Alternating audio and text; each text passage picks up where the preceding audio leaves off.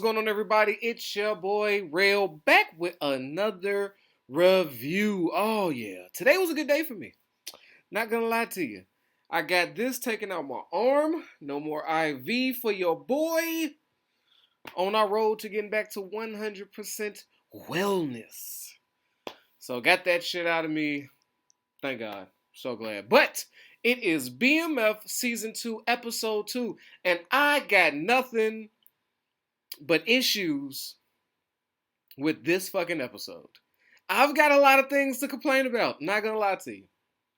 Was it a good episode? I guess it was on par. It was on par for what BMF is, but oh my god. Oh, I'm about to tear this shit apart. There's so many things I can't stand. Can I start? Can I begin? Let me start with B. Mickey. I can't stand that Tevin Campbell sad dog face ass nigga.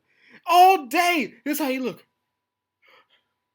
And this fucking detective, the black detective, the bald head dude, he is up B. Mickey's ass.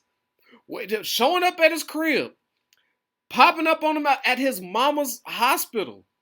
This dude is taking his job up and beyond. He really wants Meech's body. Even though the person that killed his fucking partner was not Meech. And Meech, you was on his payroll. Now you hate him? I don't, And nobody cares about that nigga he smoked. That B. Mickey smoked and dumped in the river.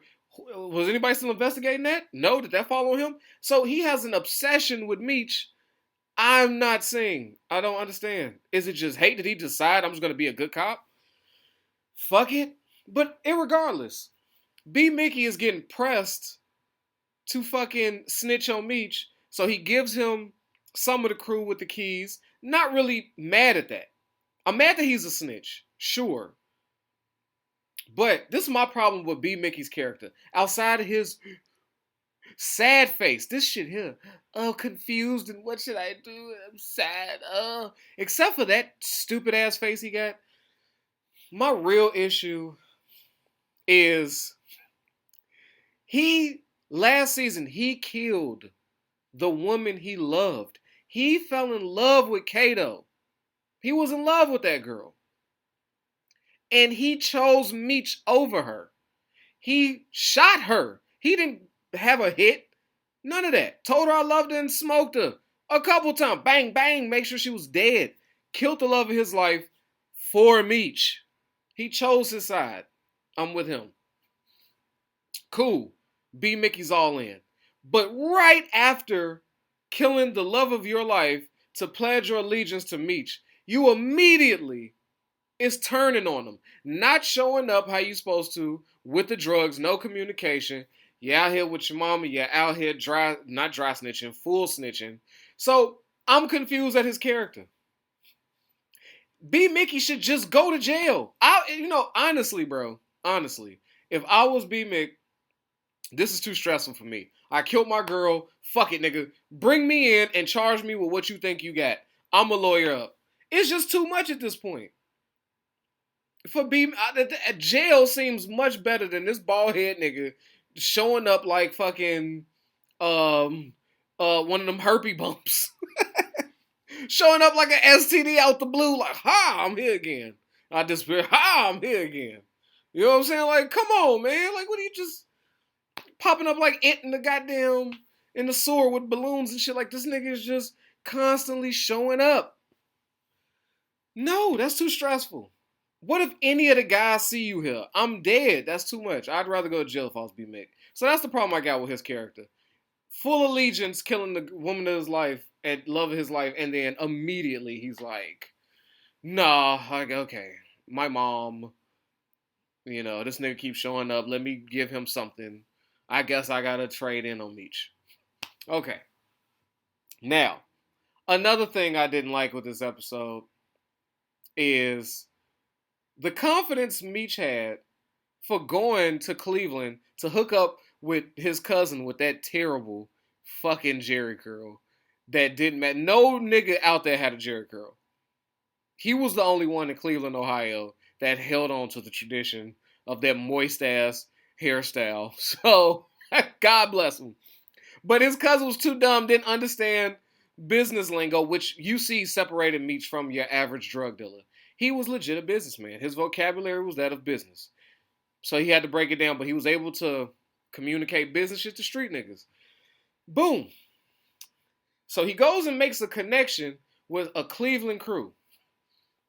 Who, yeah, you ain't got no muscle and you just giving drugs freely.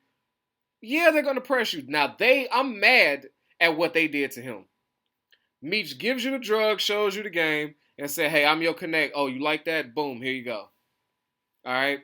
Then I'm not mad at them for taking his drugs, if that's what it was gonna be. I'm mad at him for thinking the dude with that stupid ass haircut, the one that played Meech, the leader of that posse out there in Cleveland.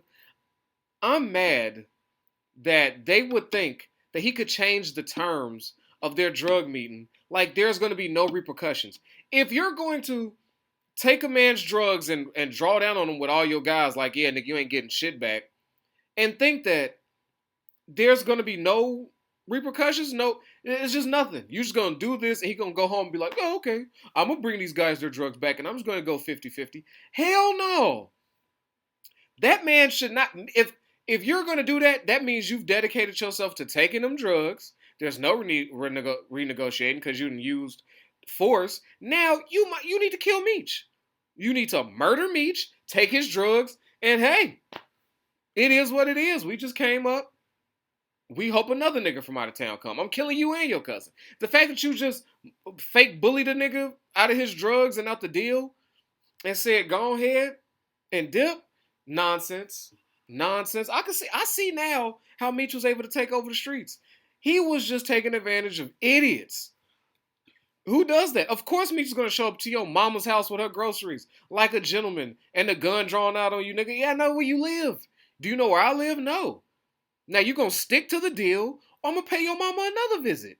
And you ain't going to like this one. So salute to Meech for that. But dude, idiot. Idiot business. Who else I want to yell at? Terry, okay. So Terry's with Lala. They go, she's teaching him the game, right? How to run a luxurious car service. Get them delicious, and them candies are still good today. I don't know about that melt in your mouth. I think they changed the recipe. You know, shit was quality back then. Now it's just all processed the cheap way. But them bitches still tasty. Them little Rochelle, so I'm not mad. And when you get it and it's all gold, you know, you want to unwrap the gold, you think you got something special. I'm not going to get into that candy. It's good, and it's still expensive. Still expensive. But if any of my people want to send me something like that, I'm going to set me up a P.O. box. In case you want to send me some of those Rochelle candies, I will appreciate that. Anyway, it was, so he's flirting, and you know what's funny to me? How Lala, okay, we all got to remember, right? Terry is like 18. I'm thinking he's 17. I don't think he turned 18. No, he did turn 18 because he had to get his license. So Terry's 18. Lala looked like a 43-year-old woman. I don't care how much makeup they slap on her. It looks bad. Like, okay, whatever. But Lala's sexy. She thick. I understand why you would hire her. Just because we all like looking at her. I get it. But she old as shit. So that just looks weird. Now, and Terry being 18. So she's teaching them the game. They're doing these little flirty date things. Boom. Now he's out there looking for high class people. This is the issue I had with Terry's whole thing. Not that he went out there and tried to start a driver's union because he didn't want to pay the motherfucker at the airport. Not because he just started a beef with some Italian driving service, which he's writing marketing on other people's brochures. That was nasty. And I think he was innovative, taking people to... That's real shit, too. Motherfuckers is not... Back then, too, they not trying to drive to the ghetto. No, I'm not mad at none of that. I'm not mad at none of that. Him even taking his luxurious client, the first one he got, right? And making phone calls to Meech because he see all the roadblocks and shit and he's worried about the business. That he pulls over and bullies the guys up in the store. I'm mad at them niggas too. Who get high in the record store dancing with each other? That's just nasty work. Them two dudes smoking joints, dancing with it, just them two. No ladies around. What, nigga? What are y'all doing? What are y'all doing? Nonsense. This looks weird. It's the fact that he goes and is able to go get the drugs, right? My issue is when he goes and gets the baby mama and the baby for cover, right? Because now Meech ain't picking up the phone. He's got to take it all up himself, right? All right, roadblocks. Can't get a hold of B Mickey. Nobody knows where stupid sad face B Mickey is. Okay, we don't know where he is. So I gotta take it upon myself, or my bro is gonna be in trouble. Don't need that, right? The brotherly love is still there. None of the beef they got. They brothers and love each other, right? Cool. So T's famous plan is to go get his baby mama as cover. Take the coke, put it in the Enfamil cans. Let's roll, right? Spin some stupid story to her that she believes. He's got the right one. If he needed somebody that was dumb, he found the. If he needed a dumb baby mama, he found it. Nigga, what? You ain't talked to me. You told me how we ain't shit. We gotta start off from the beginning. Then you come over here unannounced, talking about in a rush. You want me to come to go visit your grandma on her birthday in Cleveland, just right now. Let's do it spontaneous. Nothing seems weird. No, you're not even tired. You don't want to just rest. The baby, it did. I don't know. Let's just do this. Okay, whatever. So she goes along with it. She wants her family back, so she'll willing to be dumb. So he has time. I don't know what type of dressing she was doing. I thought the nigga was just gonna put the keys at the bottom of the bag and put the baby stuff on top. Cause the way he was rushing her, like, yeah, go ahead, go. Like, no, go on, take your time, get dressed. I didn't know he was emptying the Enfamil and putting cocaine in those cans. Right? This is why I have a problem with it. Not that he's sweating and nervous at the checkpoint, but when he gets there and he's yelling at Meech and they're having an argument and he delivers the coke and they're looking for the third canister. I don't know why you ever need 3 cans of Enfamil of that size to be traveling with you, but that's beyond me. They look up and both see that this poor baby is about to get fed Scarface amounts of cocaine if they don't come in there and stop. Hey, how don't nobody know that's not the smell of Enfamil? Like, it's gotta be a different grain, cocaine and like, come on. But anyway, they talking. The ladies don't recognize why would it be coke instead of Enfamil. Sure, whatever. So he goes, takes it from his mom and say, no, mom, I got this. I'll make the baby the bottle. The problem is that baby ain't 8. What happened to the Enfamil that he dumped? Can y'all answer me that? What happened to the Enfamil? I didn't see it. He threw it away and replaced it with cocaine. What did he make a baby's bottle out of? And I hope he changed bottles. You can't wash cocaine out of a baby's bottle. That's done. That bottle goes in the garbage. That baby ain't eat. Terry ain't feed his baby. Not a fan. Now, I'm gonna just knock Meech out the way. Meech working with K9 Meech should never go. Anytime K9 says the words, I got something for you, I would just decline if I was Meech. I'd be like, you know what? No, thank you. I'm done with this nigga, man. So, we know earlier they got shot at by some random dude in a drop top. That is the worst vehicle, I believe, that you'd want to shoot at a bunch of random niggas that you know got guns. At least something that covers something. Something. This is the easiest. Is this nigga think he playing GTA? Who does he think he is? Think he's Franklin? I don't know. Didn't hit nothing. In a drop top, looking like a body, ready to be caught. Then he stops the car to hop out and run. There was no traffic. You could keep pressing the gas, my guy, but I bet you're nervous because the drop top makes you very vulnerable. So you'd rather I take my chances on foot. Whatever. But every single time K9 says, yo, oh, Meech, good job. Matter of fact, I got something for you. Watches for my crew, a pair of lips for you. Right? Let me give you some lips. You like that mouth? Let me get that and let me teach you a lesson about that. Now this time, Meech brings him all his cash early, lets him know, hey, I told you doing business with me. Boom. He's like, man, good job, Meech. Let me show you something. I got something for you.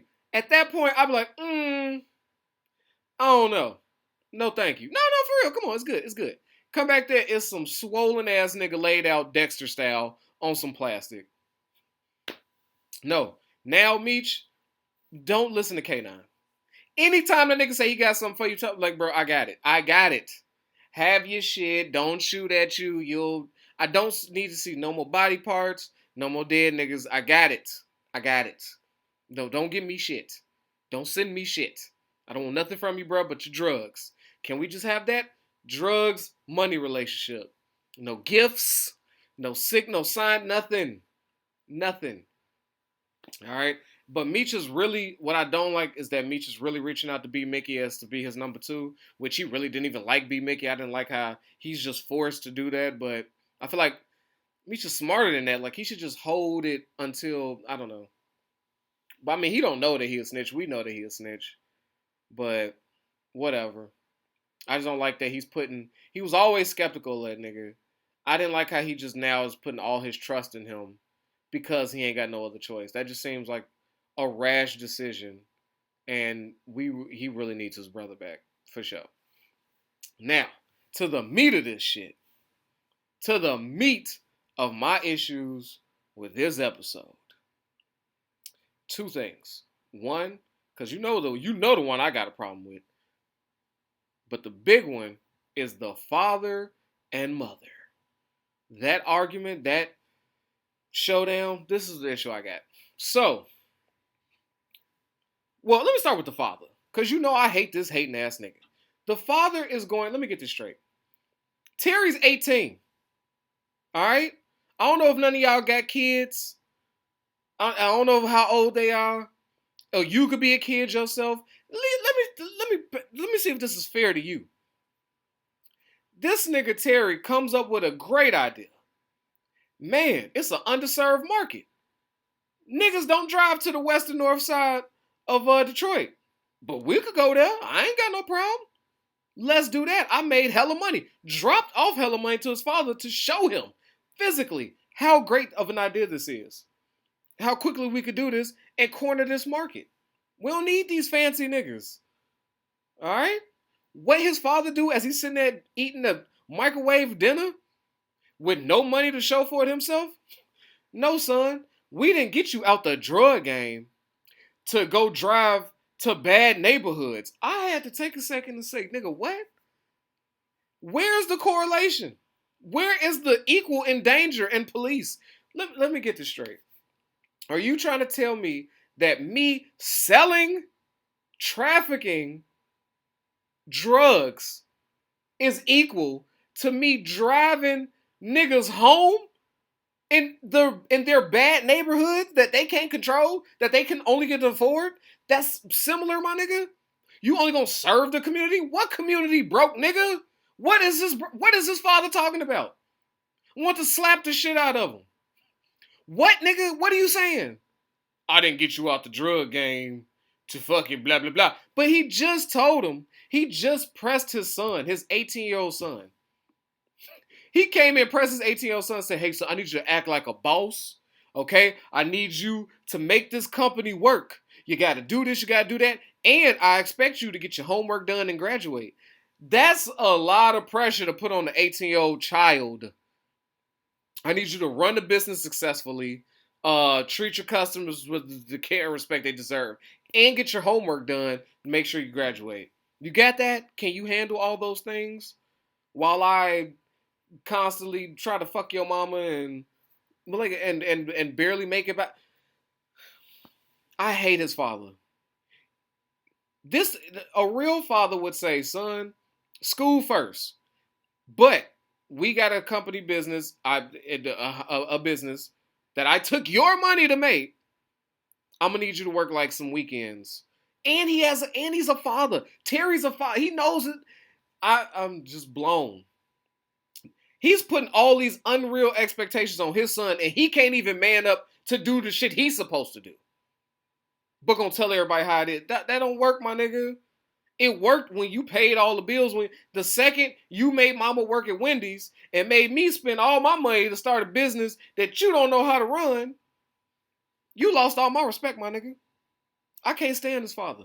Then the mama, go get some G advice from her mama, right? And she said, fuck it. I've been asking you to get our baby some bras and do this. You ain't brought $1 in this house. So what the fuck we supposed to do? His wife is stressing. This little girl, their daughter, who has it the worst. Can we not forget Nikki?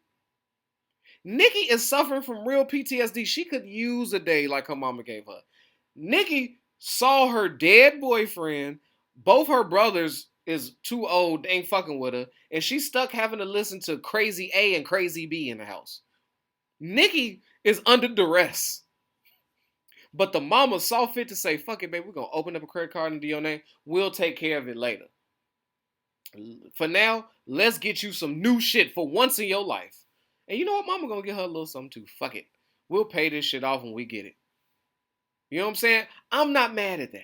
Now, is it illegal? Sure. Do I think you should be opening up credit cards in your kid's name with their social security? Of course not. Of course not. I don't think you should be fucking up their credit. I think only people that should be opening up credit card. Matter of fact, you should put your kids on your credit only if you're taking care of business and your money is secure and you ain't check to check. Other than that, no. So yes, do I agree with? But at this point, fuck it. I'm kind of on her side. We'll worry about it later. We ain't finna go crazy. Ain't like she just having hundreds of dollars at dinner and drinks and, you know what I'm saying? No, she's buying necessities that we can't get right now that we supposed to be getting when this nigga's supposed to give us this money. This nigga being the father, right? But Nikki had a good day. Her and her mama did something sneaky together. They had a good time. Not mad at it. So now here comes the whole knockout drag out. He comes in. She got her little sexy lingerie on. He ain't had no ass in a month. Here it is, nigga. And it's wrapped up in a nice little gift for you. What he do? He shut down the pussy. He dries the pussy up right away. Pussy had a little bit of moisture going on, and it just instantly, wow, dry. Oh, did you buy it with this credit card you illegally opened up in our daughter's name? Okay, Mr. Moral. Boom, talked his way out of that. Now, what I don't like is, in this conversation, both of them are wrong. Because he's wrong for jerking off the porno mags, even though I know none of us think it's a big deal. But they are very Christian, so they ain't supposed to be doing that. And the fact that he has them in the encyclopedia, a library full of porno in his guitar case, and he's just been whacking that thing. Okay, I don't see nothing wrong with it, but you know, it's the generation we live in. But that's a sin where they at. So he did wrong, and she did wrong. What I don't like is how they're playing the blame game, and I want to be, and him talking about I want you to want me as much as I want you, and da da da. But nobody's telling the truth. Nobody's telling the truth to each other. She say, I only did this because I'm trying to live up to the expectations of those nasty women in your books. That's a lie. That's a lie. Let's keep it real, sister. That's not why you ain't wanting him and wanting to fuck him. And bruh, let's not pretend you don't know why your woman ain't trying to give you that ass. If they both just looked at each other and told the truth. Nigga, you broke, I work at Wendy's, I'm tired. You want me to cook, work at Wendy's, and listen to your bullshit and fuck you? Sorry, that's not what I signed up for. He made her a stay-at-home mom. The second he changed that contract, nigga, because you couldn't afford that life no more, you gotta adjust your attitude. Now you can't be up in here thinking you just finna get fucked and sucked and you got everybody working. You talking crazy, can't afford bras for your daughter. Stop it, my G. Stop it. Let's look at each other and go, nigga, this ain't what I signed up for, and he should not have no leave. He can't run the house the same way. His money don't allow it to do that like that no more. So they had just a non-truthful argument that I had to just touch on. And they put all this extra bullshit into the real world, into the real words they wanted to say to each other. So, well, that's just a little, something there. Next, to wrap this shit up, this shitty episode, not shitty episode, but this nonsense, man. More 50 shit. More 50 shit. More 50 shit. Lamar, oh my God. We got to call this nigga Lamar Myers. He woke up, nigga. I was as a man who just left the hospital, being in that bed for 11 days. And it took me a minute to get my legs under me, to walk, go to the bathroom. I got winded going to just doing this little shit. I had to get my shit back. And I wasn't in no fucking coma. It's just that been laying down hours and hours and hours a day. Take something out of you. Lamar ain't no motherfucking way was in a coma for, let's just say, a month. Let's give him a coma for 3 weeks. Whatever you want to do. Ain't no fucking way he has the strength to wake up, recognize what he is, murder a cop, leave out, and start trailing his way down the street. Made a phone call to Donnell, come get him, and walk his ass. What? This nigga's not a creature from Earth. This nigga's a monster. Lamar's a monster. Like, we all seen Kill Bill. It took her hours to move her big toe. We watched it. We watched her crawl out of there. Took her, and she was trained by the samurais and shit, by grandmasters. She had control. She had body control. This motherfucker is from off one of the Martin Luther King drives. This motherfucker eat burgers and greasy food. This nigga don't even eat vegetables. I know he ain't meditating. I know he ain't got full body control. How the fuck Lamar? Stop it. Stop it. But that's BMF, I guess. What's gonna happen? Terry gonna have enough of his father's bullshit. Maybe get into a turf war with that Italian class service person. Probably get into some beef trying to smash Lala. It'll be heavy in Terry. B Mickey's gonna do something that fucks Meech up, and I don't know. B Mickey got to go. He do. I'm so sick of looking at his fucking face. Man. But with that, man, protect your health, yourself, your wealth. Your boy Rel is out of here. Peace. Yo, I know I don't need no introduction, but y'all know who it is, man. It's your boy Hollywood Rel, and I appreciate you for sliding through and watching these videos. But you know what I need from you? All right, if you ain't already, I need you to like this and subscribe this, man. We at 1,000 trying to get to 2, all right? Push it for your boy. Get them algorithms up. So when it come to that subscribe button,